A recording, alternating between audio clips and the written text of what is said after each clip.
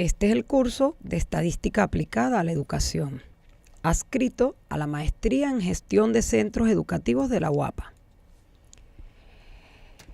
A manera de introducción, vamos a hablar pues de la estadística. La estadística resulta fundamental por lo que ha adquirido un papel clave en la investigación. Se usa como un valioso auxiliar en los diferentes campos del conocimiento y en las variadas ciencias. Es un lenguaje que permite comunicar información basada en datos cuantitativos. Como podemos observar, todos la usamos, los médicos, educadores, administradores, organismos oficiales, el deporte, los políticos, diarios y revistas, la usan en marketing, investigadores, tales como científicos, ingenieros, educadores, etc. La estadística es la ciencia cuyo objetivo es reunir información cuantitativa concerniente a individuos, grupos, series, hechos, etc. Implica la recolección o colección, clasificación, síntesis, organización, análisis e interpretación de datos. ¿Por qué la estadística es importante? Pues como podemos observar, la estadística es importante. ¿Por qué? Porque nos permite trabajar en ella para indagar sobre alimentación de animales, tasa de interés, estimación de pagos de pólizas de seguro, ventas mensuales, aplicación de un nuevo método de enseñanza, pruebas de control de calidad de un artículo, control de calidad en la producción industrial. Nos podemos hacer la pregunta: ¿cuál empleado despediré? ¿Por qué razón? Y la estadística nos va a brindar un auxiliar importantísimo para poder indagar sobre todos estos hechos. La estadística es una herramienta fundamental en la toma de decisiones. División de la estadística. La estadística se divide primeramente en la estadística descriptiva, la cual se encarga de reunir, presentar y organizar los datos, y la estadística inferencial, que se ocupa de analizar los datos de una muestra con el propósito de extraer conclusiones de una población de estudio. Esta estadística inferencial aplica un conjunto de métodos cuya finalidad es hacer generalizaciones o inferencias sobre una población. En este curso nos concentraremos principalmente en la estadística descriptiva. La naturaleza de los datos. Los datos los podemos analizar desde el punto de vista de variables cualitativas o atributos. Ellas expresan una cualidad y no un valor numérico. El ejemplo: sexo, nacionalidad, marcas de coche, grado de satisfacción con la universidad, etc. También tenemos otro conjunto de variables que se llaman variables cuantitativas, que toma valores numéricos. Ellas las clasificamos en dos, los que son las cuantitativas discretas y las cuantitativas continuas. Las cuantitativas discretas, ellas surgen mediante el proceso de conteo. Solo asumen valores enteros. Solo toma ciertos valores en el intervalo considerado y no admite valores intermedios entre dos valores consecutivos. Ejemplo: número de asignaturas aprobadas, cantidad de hijos, etc. Sin embargo, las cuantitativas continuas surgen mediante el proceso de medición. Ellas pueden asumir cualquier valor dentro de un intervalo. Normalmente representan magnitudes como la longitud, superficie, volumen, peso, tiempo, dinero. Estamos hablando, por ejemplo, de estatura en pulgadas de 40 estudiantes de la UAPA. Vamos a revisar una pequeña autoevaluación.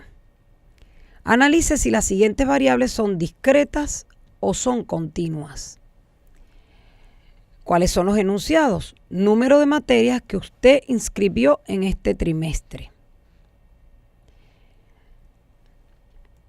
Por ejemplo, si la analizamos, nos damos cuenta que ella es una variable de tipo discreta. Promedio de la altura de los alumnos de una escuela. Ella asume una variable de manera continua. ¿Por qué una es discreta y la otra es continua? Si podemos observar, si hablamos del número de materias, no podemos decir 4 materias y medio. Tenemos que decir 4, 5, 6 y de alguna manera estamos contando de forma entera. Sin embargo, cuando medimos la altura de los estudiantes de una escuela, no podemos decir que mide 2 pulgadas, 3 pulgadas, 2 pies, 4 pies. Tenemos que decir de alguna manera, sabemos que podemos tomar medidas entre cada número entero. Una persona puede tener una estatura de 6 pies.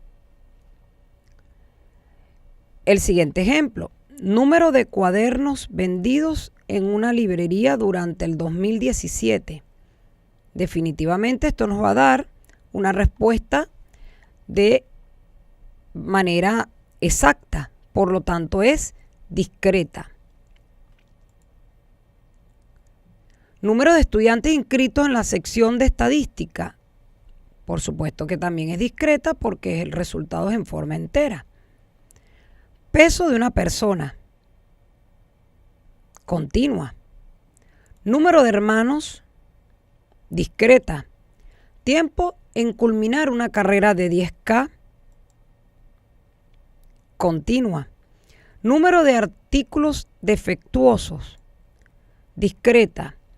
La velocidad en la que marcha un vehículo. Es una variable continua. Acá vamos a observar cómo podemos discriminar cuando estamos trabajando con variables continuas y variables discretas. Vamos a definir lo que es individuo. En esta presentación, cuando hablemos de individuo, nos referimos a cualquier elemento que porte información sobre el fenómeno que se estudia. Así, si estudiamos la altura de los niños de una clase, cada alumno es un individuo. Si estudiamos el precio de un vehículo, cada vehículo es un individuo. Necesitamos de esta definición para poder definir lo que es población. Población es un conjunto de individuos que tiene una o más características que le interesen estudiar a un investigador. Aquí tenemos una población. Cuando necesitamos extraer conclusiones respecto a un grupo grande de individuos, se hace imposible examinar cada uno de los individuos que forman la población. Ante esta dificultad, se toma una pequeña parte de la población que se llama muestra. En definitiva, la muestra es un subconjunto de la población, es una parte de este total. Analicemos algunos ejercicios. En cada uno de los ejemplos tenemos que definir la población requerida. Número 1. Opinión de los estudiantes de la carrera de educación inicial en la UAPA sobre el servicio de atención en la cafetería. ¿Quién es la población en este enunciado, en este primer ejemplo que estamos presentando? Pues definitivamente nuestra población la representan todos aquellos estudiantes de la carrera de educación inicial que además no solo pertenezcan a la carrera de educación inicial de la UAPA, sino que realmente asistan a la cafetería o que aprovechen el servicio de cafetería. Un segundo ejemplo, porcentaje de estudiantes que han consultado el libro de matemática básica en la biblioteca de la UAPA durante el trimestre en curso. ¿Quién representa a la población? En este caso serían todos los estudiantes de la UAPA que de alguna manera han acudido a la biblioteca. Si quisiéramos extraer información sobre ese porcentaje de estudiantes, pudiéramos tomar la alternativa de ir al registro de la biblioteca y preguntar la cantidad de estudiantes que han asistido para consultar el libro de matemática básica. Y ahí estaríamos nosotros abordando el total de los estudiantes que estarían adscritos a esta población. Edad promedio de los consumidores de café. Si nos interesa indagar cuál es la edad promedio de los consumidores de café, pues el total de la población serían todos los que consuman café. Y a partir de ahí nosotros pudiéramos indagar sobre la edad promedio de esos consumidores. Forma de presentar y resumir la información de un conjunto de datos. Encontramos primeramente las tablas de frecuencia y vamos a encontrar una discriminación, lo que son datos no agrupados y datos agrupados. En esta presentación trabajaremos en esta primera parte, las tablas de frecuencia. También hay que seguir caracterizando porque hay otra manera de presentar la información. Es una forma gráfica, se le llama descripción gráfica. Tenemos gráficos para variables cualitativas o cuantitativas discretas. Tenemos gráficos para variables cuantitativas continuas y algunos diagramas llamados diagramas acumulados. Una tercera manera de resumir la información es a través de la descripción numérica. Esto lo podemos hacer de tres formas: a través de las medidas de localización o centralización, a través de las medidas de dispersión o variabilidad o medidas de forma. En esta presentación vamos a hacer hincapié en las tablas de frecuencia y algunas representaciones gráficas.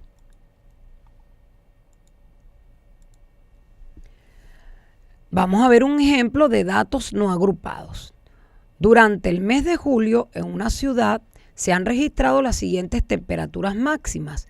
Si presentamos esta información de manera estructurada, obtendríamos la siguiente tabla de frecuencia. En una primera columna vamos a registrar el número de las temperaturas. En este caso lo hacemos de manera ordenada, desde el valor menor, que es 27, al valor más alto, que es 34, que ha sido registrado. En una segunda columna vamos a realizar un recuento. ¿Qué es el recuento? El recuento tiene que ver con observar en el número de datos que se nos han dado cuántos registros de 27 encontramos en ese número de datos. Como es un solo registro, nosotros anotamos una marca en ese recuento, que es 1.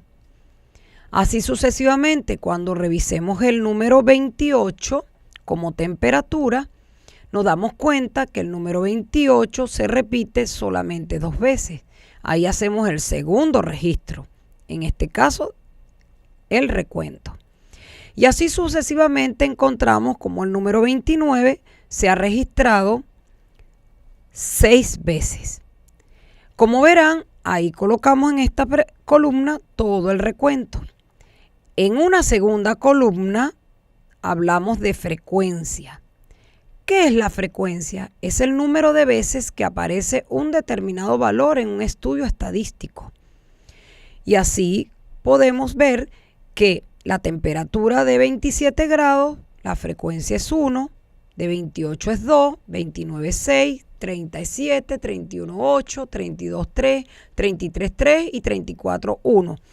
La suma total de todas las frecuencias nos da 31, que es el total del número de datos que hemos estado analizando.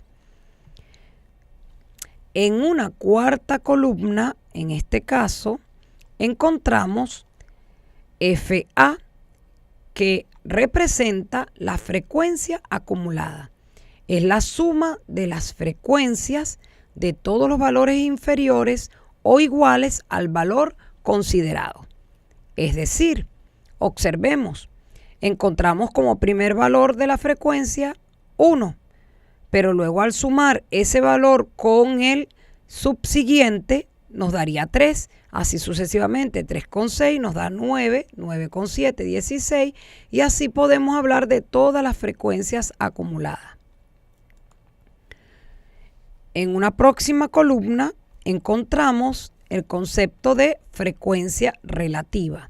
¿Qué es la frecuencia relativa? Es el cociente entre la frecuencia de un determinado valor y el número total de datos.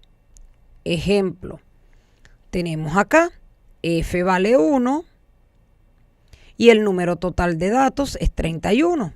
Por lo tanto, la división de 1 entre 31 nos registra el primer valor de la frecuencia relativa para la primera fila. Nos da como resultado 0.032. Así sucesivamente, si queremos calcular el próximo valor, volvemos a tomar la división o el cociente de 2 entre el número total de datos, que es 31, nos origina 0.065. Así hemos obtenido todos los valores de la frecuencia relativa. Note que al sumarlos todos nos va a dar 1.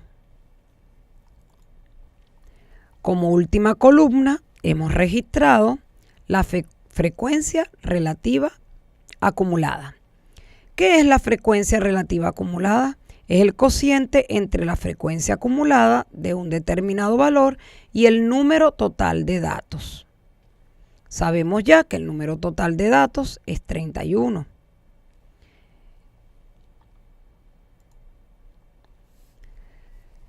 También, así como conseguimos las tablas de frecuencia para datos que no han sido agrupados, vamos a encontrar la distribución de frecuencias agrupadas o tablas con datos agrupados.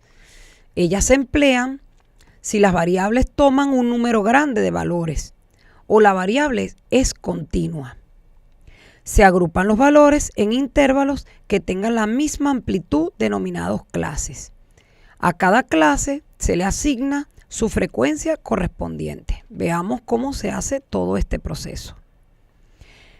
Ese procedimiento lo vamos a explicar a través del siguiente ejemplo. Los datos que se presentan a continuación se refieren a las calificaciones de los estudiantes de matemáticas en un examen de 50 puntos. Aquí tenemos todas las calificaciones que se han registrado. Si contabilizamos todo este total de notas o de calificaciones, van a dar 45.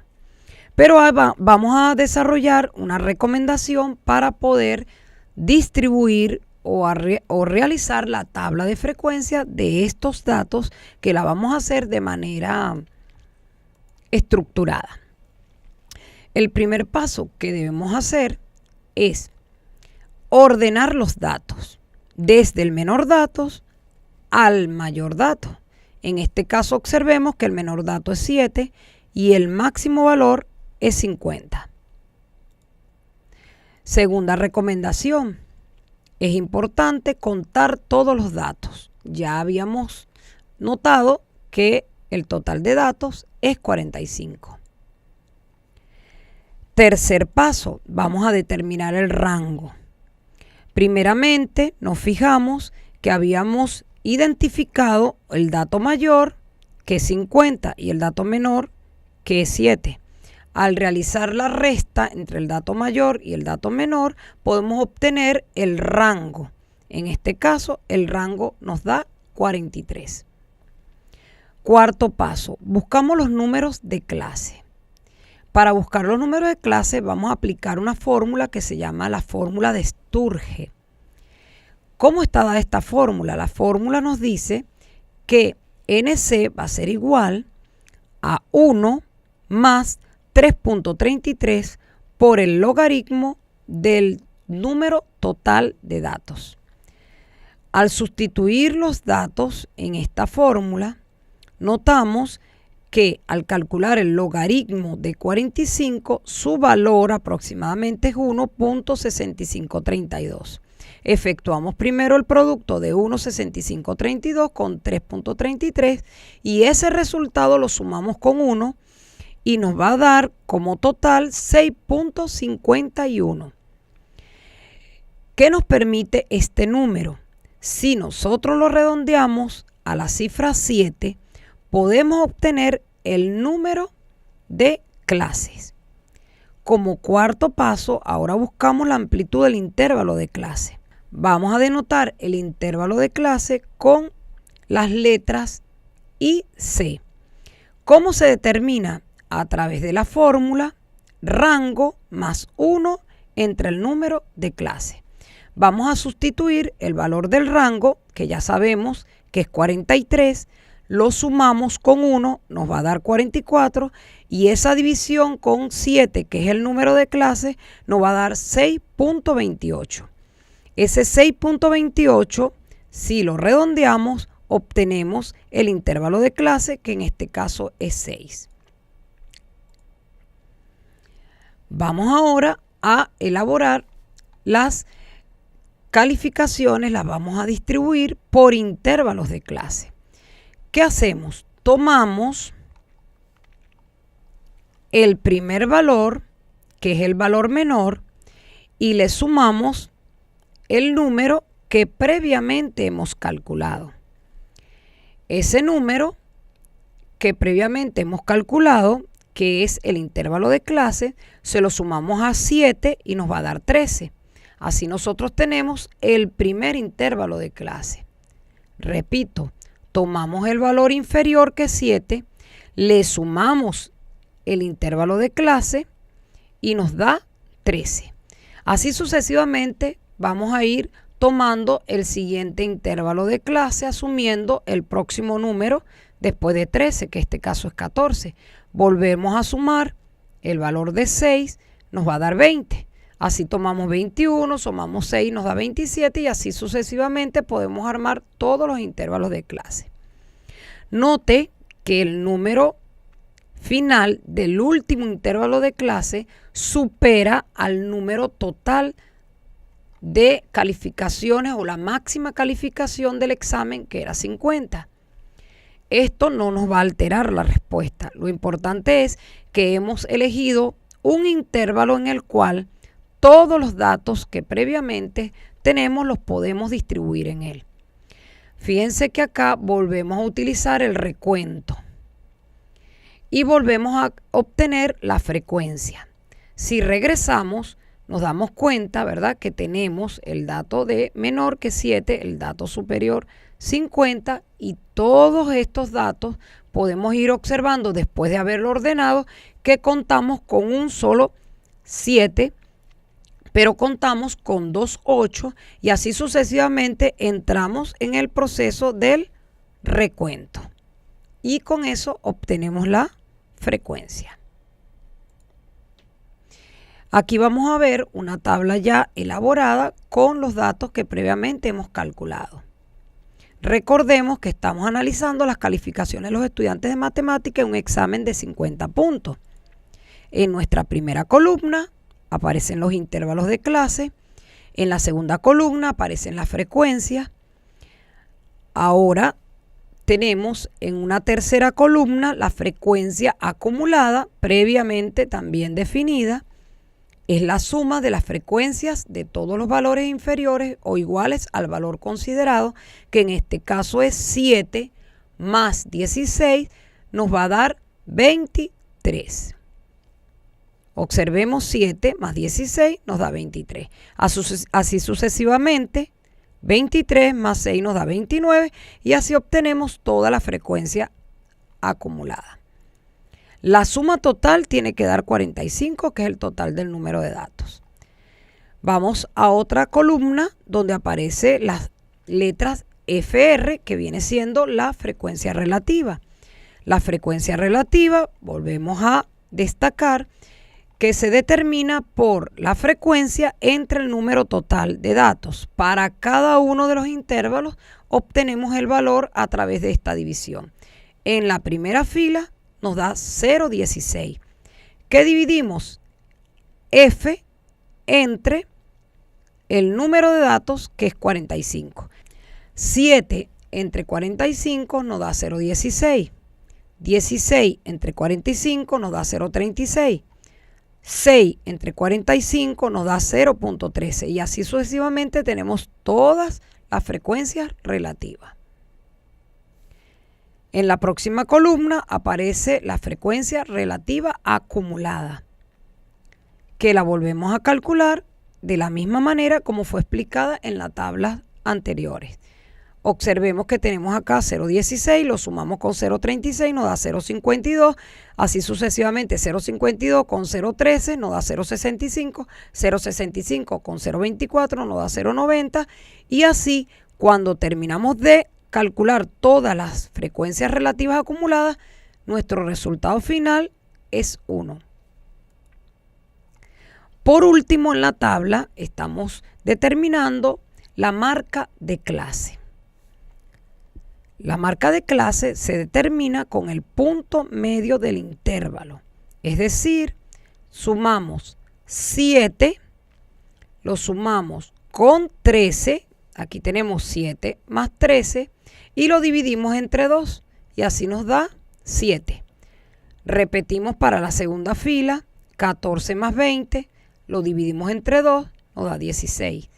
Toda esta suma y dividimos entre 2 nos da 6. Es decir, la marca de clase surge de un promedio. El total de todos estos números que tenemos en la columna de la marca de clase siempre nos va a dar el número total de datos que se están analizando. Ahora vamos a observar, para cerrar esta presentación, cómo todos los datos y los valores que hemos determinado previamente se pueden expresar de manera gráfica. Un primer ejemplo es el histograma. Como observamos en la parte inferior de esta gráfica, encontramos las calificaciones distribuidas por intervalo de clase.